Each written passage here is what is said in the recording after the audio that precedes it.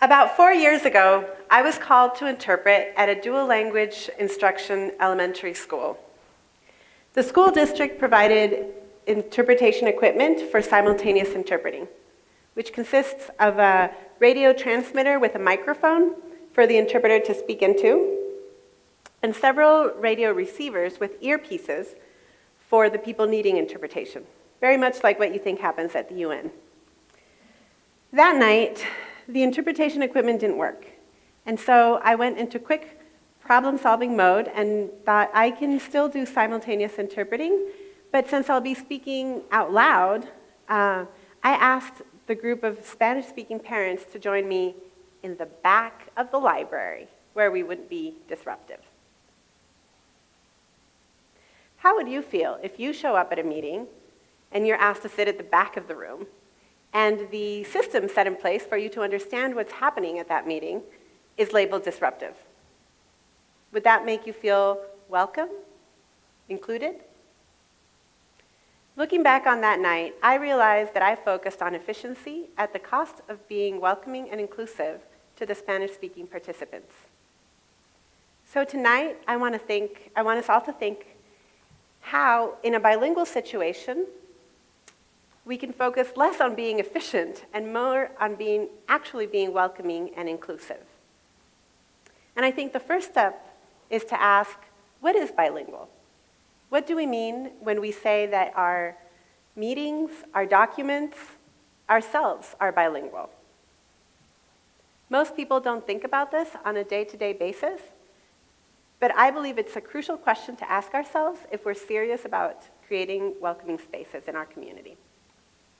Let's start by considering how things are translated. When we see a document in English and Spanish, we might assume it's bilingual. That's inclusive and welcoming, but is it really? I took this picture a year ago at a local hospital when I was visiting a patient. I was very disappointed to find it there because 5 years ago when I was an interpreter, I had reported it. The sign is situated above the bathroom door of a patient's room, and the intended message is for patients to call a nurse if they need to go potty to avoid falling. Call, don't fall. Unfortunately, the Spanish side is a bunch of gibberish. 3 words in Spanish, not even strung together for meaning.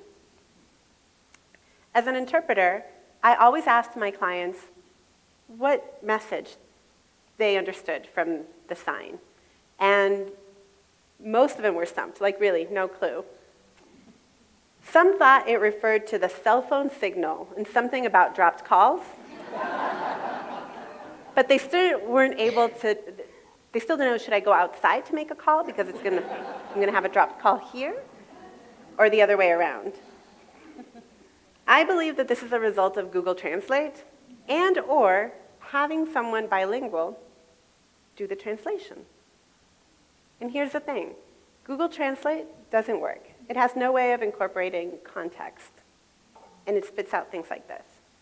But also, just because someone speaks, reads, and writes 2 languages does not mean that they're at all qualified to do a translation or even to review one. When you use Google Translate or when you rely on so-and-so at work to translate your materials, sometimes you end up not actually being welcoming and inclusive, but just checking a box, and probably being very efficient at that.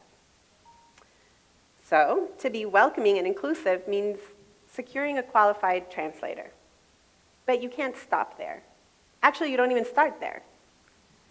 You also need to think about the purpose of your translation and the specific needs of the community that you want to read this, including their literacy. Front Range Community College here in Boulder County recently created a separate website in Spanish. It's less comprehensive than their main website in English, but it has what matters: information on the admissions process, financial aid options, and an explanation of the higher education system in the United States. It was created with parents in mind, specifically the Spanish-speaking parents of their potential students. The site is written in simple terms and without the use of jargon, making it accessible to a wide range of readers. So with this website, Front Range Community College certainly sends a message of being a welcoming and inclusive place, and it's not just because they use the word bienvenidos on their website.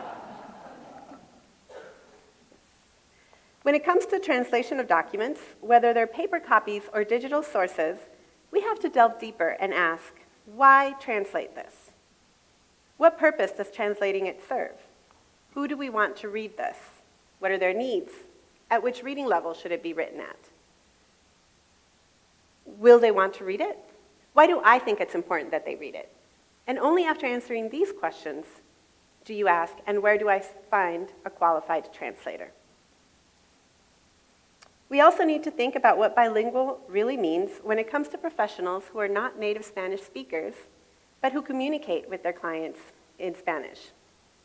I hear the term LEP, which stands for Limited English Proficient, used to refer to immigrants all the time.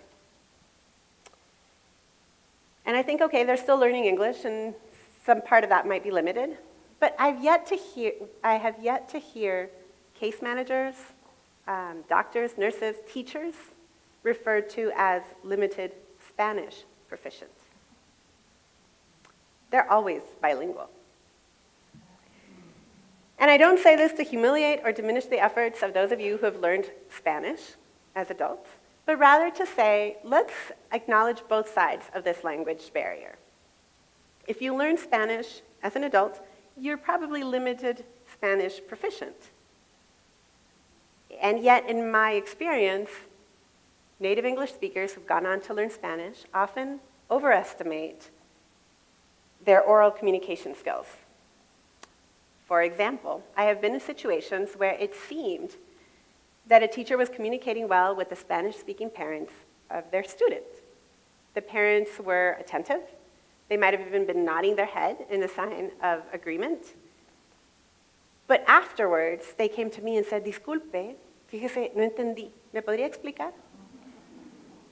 I'm sorry, I didn't understand really well. Could you explain? So what I'm saying is we need to look more closely at our language inclusion practices. Translation is a skill that not everybody who speaks two languages has, and machine translations don't work. Securing a professional interpreter, qualified interpreter, is key, but so is thinking about your audience and the purpose of a translation. And finally, institutions need to engage in honest self-reflection on the abilities, but also the limitations of their bilingual staff. True inclusion and welcoming means evaluating our attitudes and behaviors, informing ourselves beyond a superficial level, and constantly assessing quality. Going back to that night at the school, I think, what could I have done instead of moving the Spanish-speaking participants out of the way and telling them we were being disruptive? How could I have been more inclusive and welcoming? Well, I could have advocated for consecutive interpretation, which doesn't require equipment at all. Instead, one person delivers the message to the entire group in one language, and then allows for the interpreter to deliver the message in the other language. It would have taken longer, maybe much longer, but it also would have meant that both the Spanish speakers and the English speakers would have had to make accommodations for each other. When we see inclusion as a checklist, we miss the mark, sometimes by a little, other times by a lot. But when we see inclusion as a creation of an environment that requires constant, thoughtful input, we get closer to creating truly welcoming and inclusive spaces. And that is what makes for the kind of strong communities that these times call for. Thank you.